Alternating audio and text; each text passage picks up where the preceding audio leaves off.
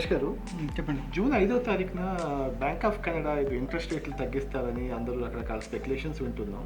అవును. As a real estate ఎక్స్పర్ట్గా మీ ఒపీనియన్ ఏంటి సార్ దాని మీద? కరెక్ట్ అండి, మీరు వింటుంది కరెక్టే. Bank of Canada every year ఒక 9 times సిటీ రివ్యూ చేస్తుందండి. కెనడా ఎకానమీ ఎలా ఉంది, ఇంట్రెస్ట్ రేట్స్ పెంచాలా తగ్గించాలా, పర్చేసింగ్ పవర్ ఏం చేయాలి అనే దాన్ని బట్టి రివ్యూ చేస్తుంది. సో మీకు తెలిసినట్టుగానే చాలా హై ఇంట్రెస్ట్ రేట్స్ ఉన్నాయి ఇప్పుడు. అది రియల్ ఎస్టేట్కి కూడా చాలా ఇంపాక్ట్ ఉంది.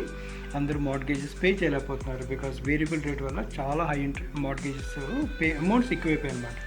సో ఇప్పుడు జూన్ 5th అందరి దృష్టి జూన్ 5th మీద ఉంది. అంటే ఆ ఇంట్రెస్ట్ రేట్లు తగ్గిస్తాడా, ఎకానమీ ఎలా చేస్తుందంటే, లేటెస్ట్గా ఏప్రిల్ ఇన్ఫ్లేషన్ రేట్ ప్రకారం చూస్తే ఇన్ఫ్లేషన్ రేట్ 2.7 ఉందండి. 2.7 వచ్చింది. అది 3 yearsలో కల్లా లోయెస్ట్, అంటే లాస్ట్ 3 yearsలో కల్లా లోయెస్ట్. బ్యాంక్ ఆఫ్ కెనడా దీనికోసం వెయిట్ చేస్తుంది అనమాట. అంటే ఇప్పుడు 3.5, 3.8, 4% వరకు ఇన్ఫ్లేషన్ ఎవర్ హైయెస్ట్ వెళ్ళింది.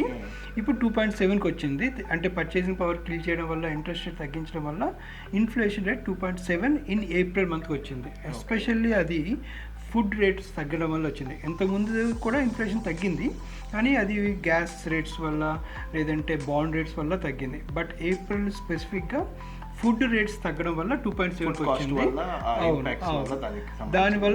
దానికోసం బ్యాంక్ ఆఫ్ కెనడా ఒక 2-3 years నుంచి ట్రై చేస్తుంది. Of course bank of Canada target 2%.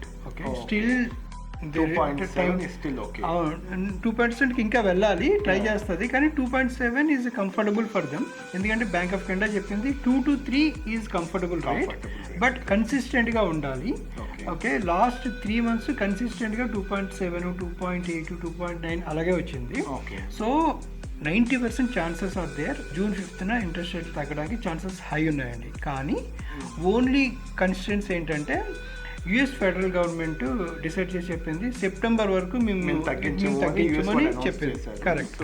అందరి స్పెక్యులేషన్ ఏంటంటే దాని వల్ల కూడా ఇక్కడ bank of Canada maybe negative గా ఒపీనియన్ రావచ్చు. దానివల్ల అంటే ఇప్పుడు పక్కనే ఉన్న యుఎస్ కంట్రీ తగ్గించకుండా, ఇంట్రెస్ట్ రేట్ తగ్గించకుండా మనం తగ్గిస్తే ఎకానమీకి అది నెగిటివ్ ఇంపాక్ట్ వస్తుందేమో, క్రియేట్ అయ్యి ఏమైనా ప్రాబ్లం వస్తుందేమో యాంటిసిపేట్ చేసినా తగ్గించకపోవచ్చు.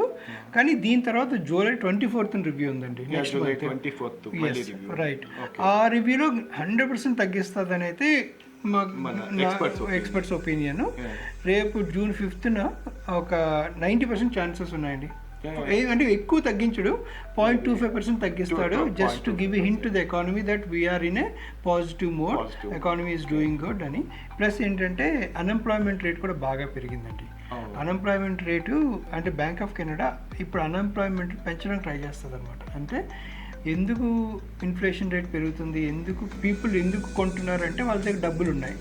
డబ్బులు తగ్గించాలి, పర్చేసింగ్ పవర్ తగ్గించాలంటే కొంతమంది జాబులు పోతే, కొంతమంది ఖర్చు పెట్టడం తగ్గిస్తే ఇన్ఫ్లేషన్ తగ్గుతుంది.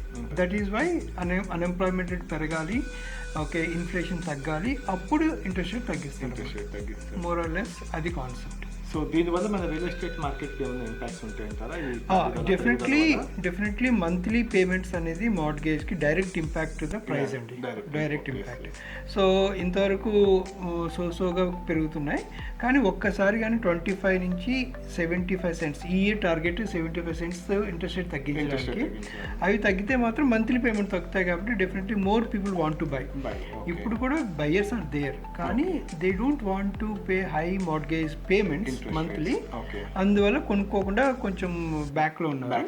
వాళ్ళంతా కొంచెం ఫార్వర్డ్ వచ్చి కొనుక్కోవడం మొదలు పెడతారు. సో డిమాండ్ పెరుగుద్ది, డెఫినెట్లీ ప్రైసెస్ పెరగడానికి ఛాన్సెస్. ఇప్పుడు ఉన్న ప్రైమ్ రేట్ అరౌండ్ 6.75% నుంచి కెనడా గవర్నమెంట్ ప్లాన్ ఏంటంటే ఇయర్ ఎండ్ లోపల ఒక 6.25% ప్రైమ్ రేటు ఒక 75 to 1%. అంటే ఎకానమీ డూయింగ్ గుడ్ అయితే 1% వరకు తగ్గిస్తారు. సో దానివల్ల ఏమవుతుందంటే మన ఇంట్రెస్ట్ రేట్లు తగ్గుతాయి కాబట్టి ఎలిజిబిలిటీ పెరుగుతుంది, మంత్లీ పేమెంట్స్ తగ్గుతాయి. So people are comfortable to buy. People will be affordable to buy. Affordability పెరుగుతుంది. Thanks Ramesh garu. Thank you very much. Sharing nice thoughts. By.